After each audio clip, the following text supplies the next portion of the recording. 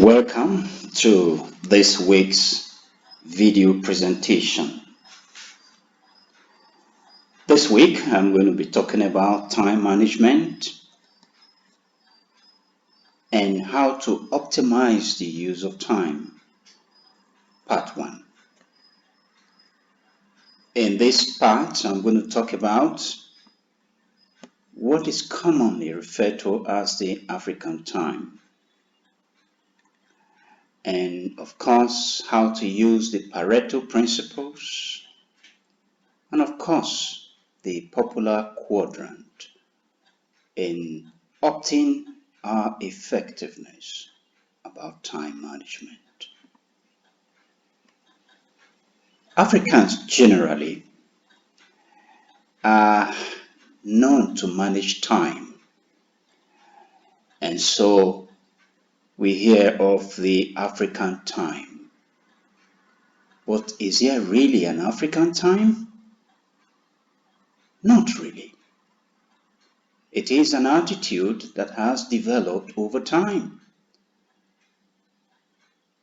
And you can ask why. Of course, the Africans by nature are not used to the counting of the clock, but are used to using nature to read time. What do I mean?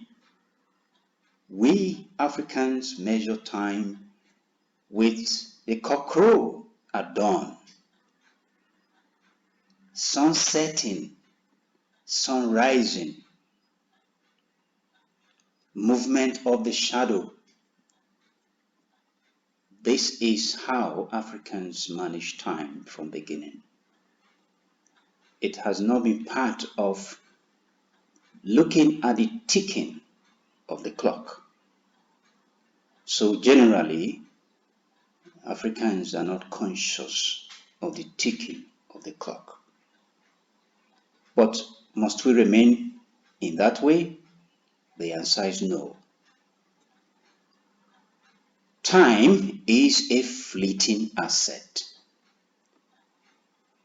At each minute of the day that ticks away, life is also ticking away. So, to be able to achieve anything and leave something behind, we must be conscious of time. Achieving things is not by mere attention, but conscious attention to the ticking of time.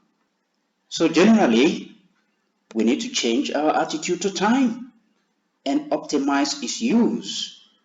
There is so much to do unlike before. There is so much things needed attention. There is so much pressure. It is no longer the subsistence living.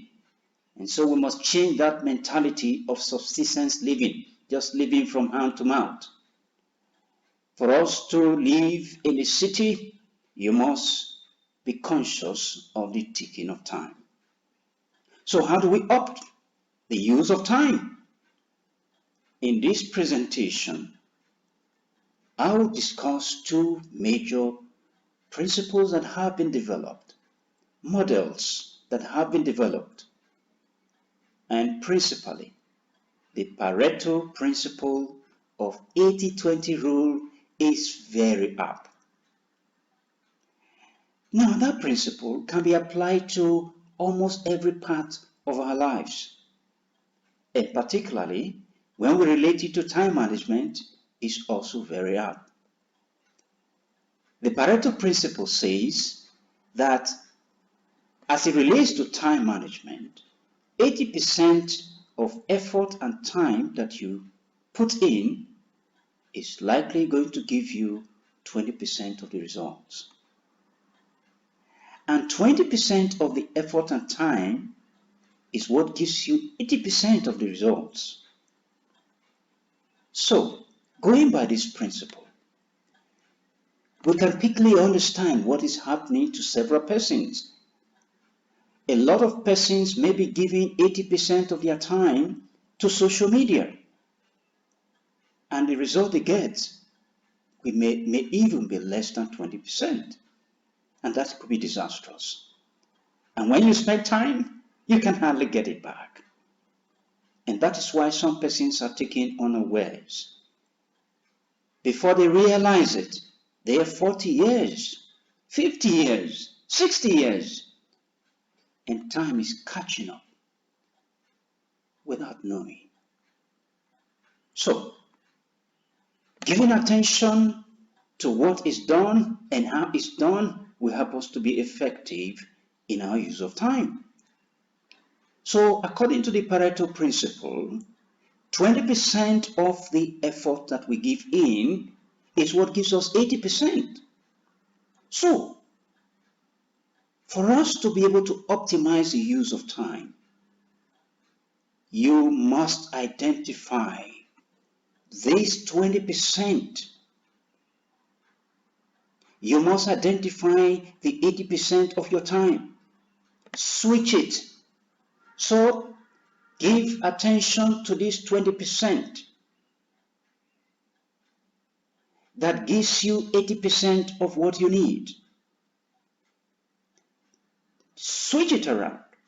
Rather than give only 20% to what gives you 80% of your result, spend 80% of your time on that 20% that is going to give you 80% of what you need.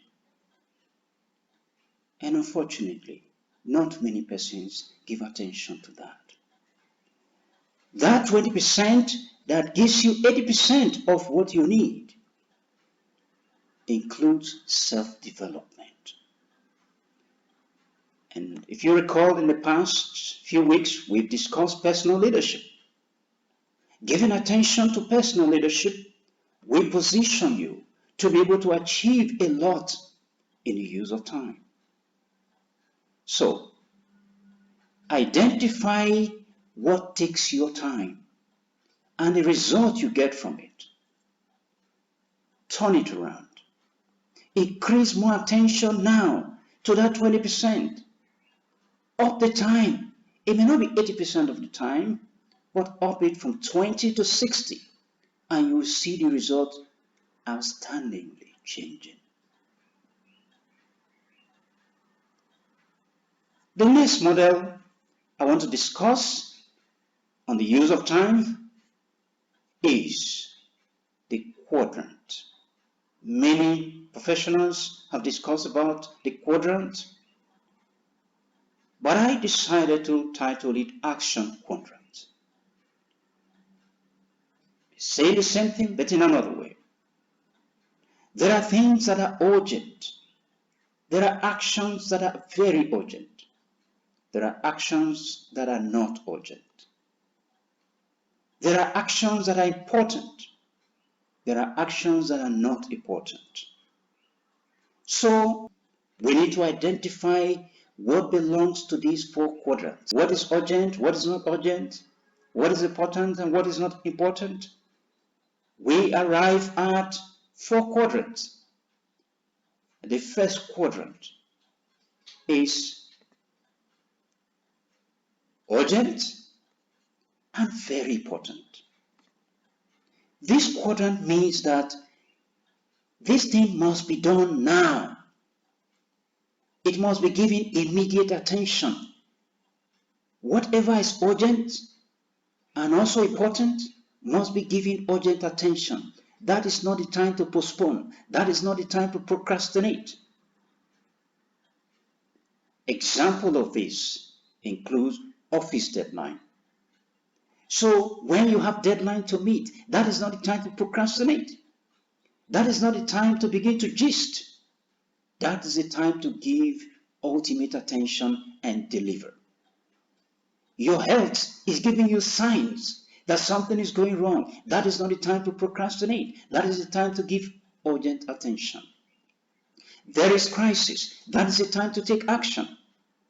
Your client needs attention. That is not the time to snub your client because you are looking for problem or trouble. So there are times that requires urgent attention. Do it now. Quadrant 2. Not urgent, but very important. This is a very critical quadrant that you must give attention. But because it is not urgent, many persons relegate it to the 20%. They feel it's not urgent, so it slips away. It just dies a natural death. This quadrant is one of the most important quadrants that everybody must give attention. This quadrant, example of this quadrant includes self-development, investment planning, relationship building, recognizing opportunities, recreating and refueling. So people who are not cognizant of this quadrant drain themselves in the workplace, forgetting that their bodies is an asset. So you need to develop your body to be able to give more. You need to develop your mentality to be able to give more. You need to develop your capacity to be able to give more. You need to develop the capacity to generate investment and income for tomorrow so that you don't live in crisis. You need to build relationship with other people. Synergy. This is not urgent, but very important. So what experts recommend is to be able to identify these very important aspects of our managing time. Give it attention. Allocate time to all of these. In part 2, we'll be discussing how to manage these areas effectively. The attitude of time management so that you can succeed. Quadrant number 3. Urgent, not important. This quadrant is a distraction quadrant. Not many persons are familiar with this quadrant. In this quadrant, that is a distraction. You can decide, if you're in management, to delegate it, to subordinate. You can decide to use protocol. This quadrant example includes social calls, social gatherings, social meetings, emailing and texting. These appear to be urgent, but not very important. Social calls can be made at other times, but not during the official times. So our ability to be able to differentiate what is social and what is important, what is urgent, will help us to manage time in quadrant 3. The quadrant 4 is the last of the last. We call it the time wasters. You can avoid the time wasters or keep it in view. Yes, you can decide to procrastinate about the time wasters and it will not affect you in any way, such as responding to general emails. Hi, how are you doing? I just want to reach out to you. That's fine. You can do that anytime. Office gossip. If you can, if possible, avoid office gossip. It doesn't help you. It doesn't help anybody. Watching TV and movies. Unfortunately, at the time, this really took toll on many offices. Several persons will go to the office and they sit down watching videos and movies. What a time waster. The mentality of the African time has taken toll on several persons. So you can imagine if a whole working population are engrossed in watching TVs and movies and feeling relaxed, what happens to productivity? That is a problem. So in your individual life, box this quadrant. Put it in its place. KIV it, as it were. Other examples, playing computer games when you're supposed to be giving attention to something important. Reading books during official hours. These are time wasters. So, as we identify these key examples, did you see that if you give attention to any of these quadrants, particularly quadrant 2, you will optimize the use of time. Time is a fleeting asset. When spent, you can hardly recover it. The young shall become old, and it goes with the passage of time. So use your time well. Whatever time you have, use it, optimize it. See what you are doing with time. Don't be ignorant of time. Don't be used to the African time. Change that attitude. Work with time, not against time. Our next video will be part 2. How to optimize the use of time. Applying some of these models to see what we can do and how best we can use our time. Follow us. Watch our videos. Visit our website. Register for the next webinar. We're going to have an online webinar. Don't be missing. Register so that you can partake in this online webinar. It's free. See you there.